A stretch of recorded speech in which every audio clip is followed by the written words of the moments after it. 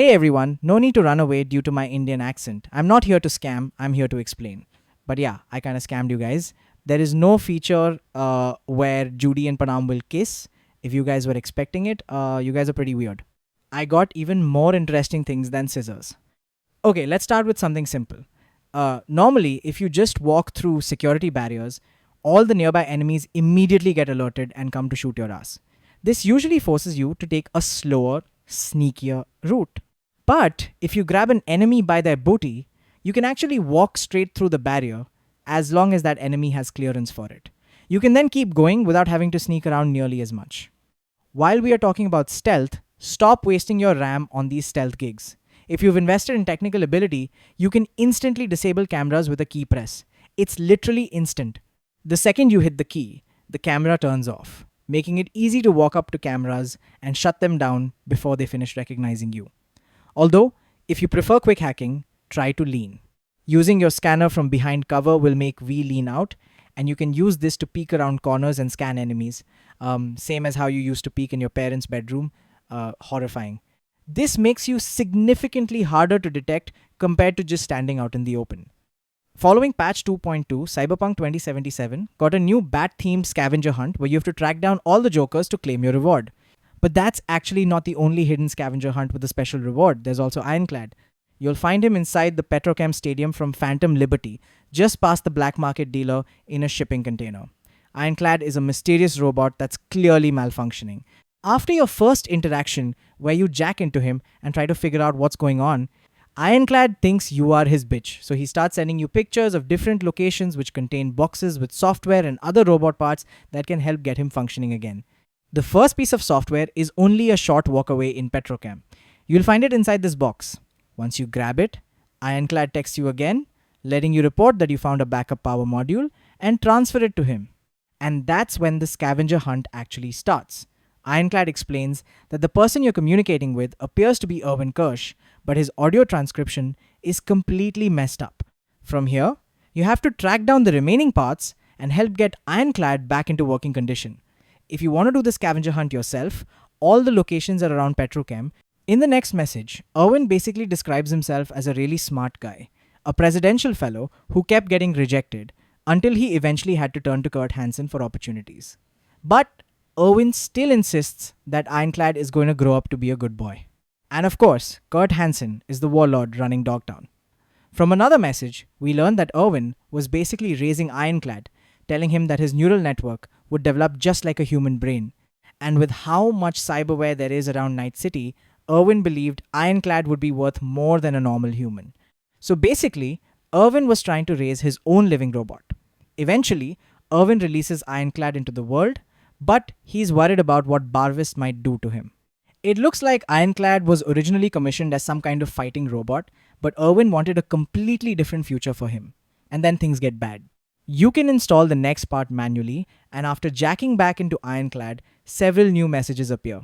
That's when we find out Erwin couldn't let go. He went against protocol and started communicating with Ironclad again. But Bargis discovered the communication and tried to override Ironclad, ordering him to go out and kill Erwin. Ironclad refuses, and that's what eventually leaves him in his malfunctioning state. In the end, Ironclad is basically left as scrap, and you're given a choice: wipe his memory, leave him alone, or reprogram the robot. To reprogram him, you can't be gay, and you also need a certain level of intelligence.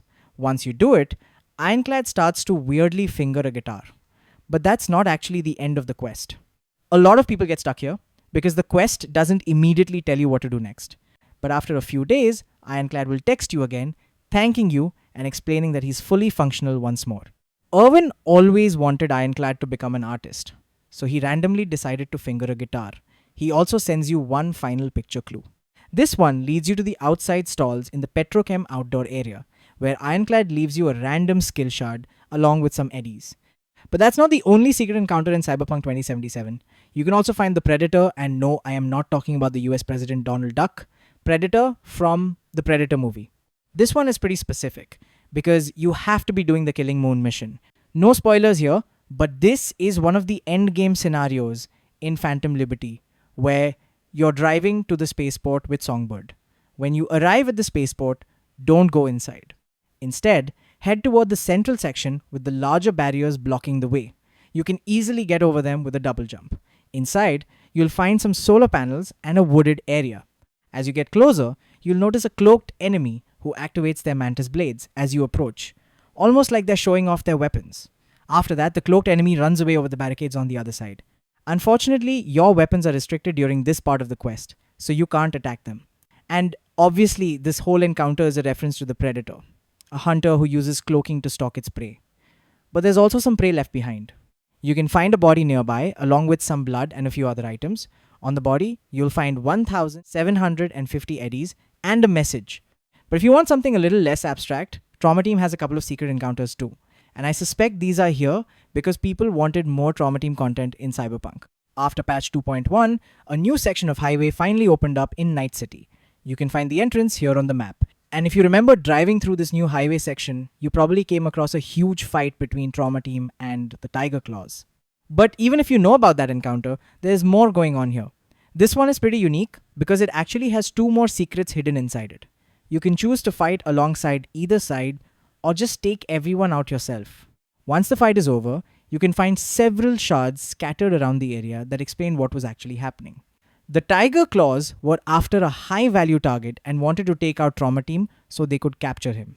The shards explain that Schultz had been hit by a ricochet, which alerted 2 Trauma Team AVs, but there was a chance more backup could arrive.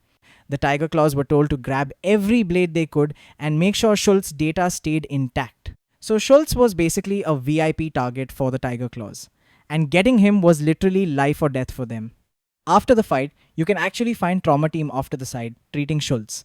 But Trauma Team didn't exactly see him as that important. Another shard reveals that Trauma Team called for backup when the attack started, but the request was denied because Schultz only had a gold tier policy. That meant his plan only covered 2 AVs protecting him. So yeah, Schultz was basically getting scammed. Another shard gives you more of the story behind the whole situation.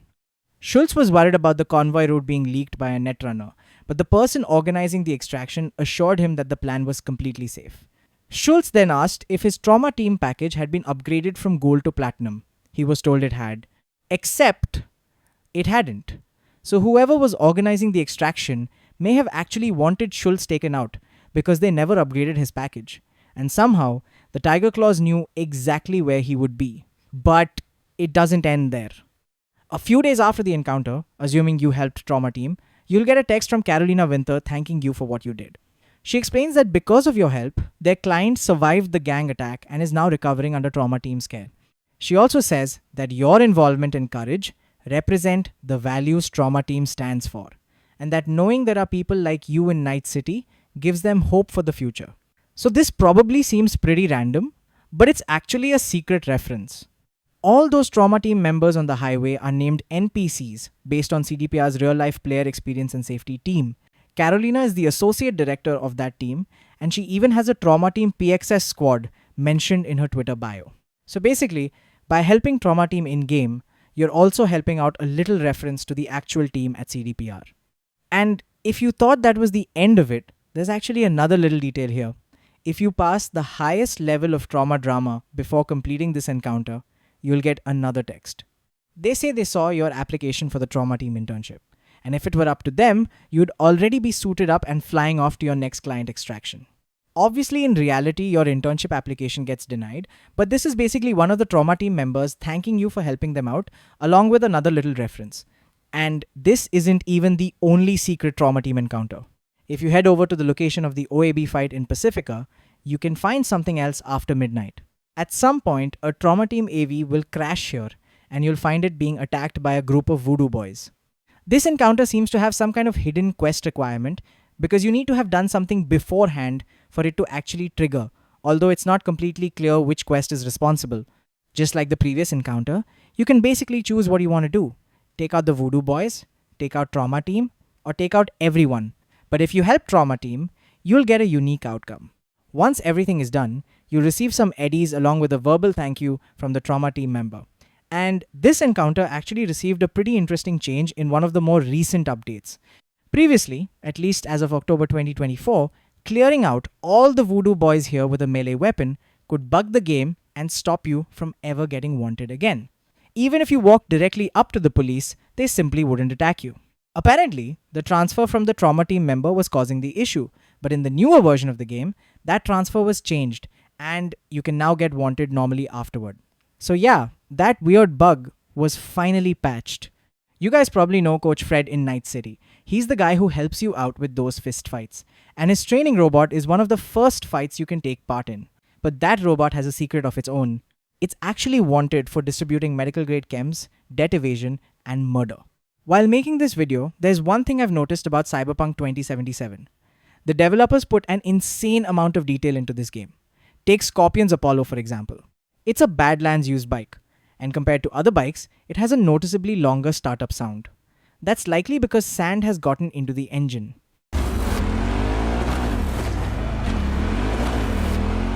So basically the video is over, but let me tell you something. Do you know what are the top 3 legendary things to smash? 2 of them are with Sydney Sweeney, but the third one is my YouTube channel subscribe button. You may not get those first 2 things, but you can definitely get the third one. You guys have my consent, smash it guys.